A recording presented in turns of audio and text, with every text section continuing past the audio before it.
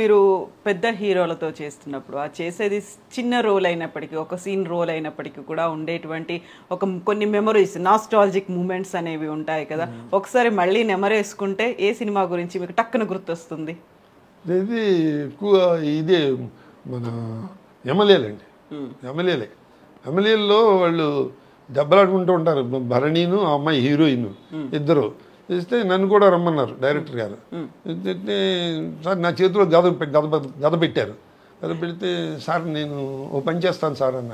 ఏమిటైనా అంటే గదని ఇలా కృష్ణుడిలో పెట్టుకుంటాను సార్ అన్నాడు. ఈడెవడో అంటాడు కృష్ణమూర్తి అంటాడు. అంటే బాగుందండి అలా ఉంచండి. ఆ ప్రొడ్యూసర్ గారు ఇప్పటివరకు కిషోరాటి గారు నన్ను గోపాలకృష్ణ గారు ఎలా ఉన్నారు, కృష్ణమూర్తి ఎలా ఉన్నాడని పలకరిస్తారు నన్ను. ఆయనకి అంత బాగా ఎక్కేసింది. అలాగే ఆ రౌడీలతో పాటు రమ్మన్నారు నన్ను.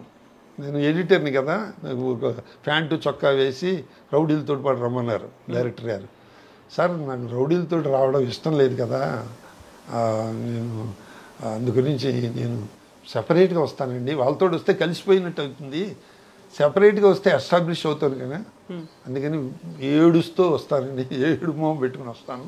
నెక్స్ట్ డైలాగ్ ఉంది కదండి, హాయిగా ఫ్యాన్ కింద కూర్చొని రాసుకునేవాడిని, ఈ ప్యాంట్ ఏమిటో ఈ షర్ట్ ఏంటో రోడ్ల మీద తిరగడం ఏంటో అది డైలాగ్ ఉంది కదా సార్. అందుకని సెపరేట్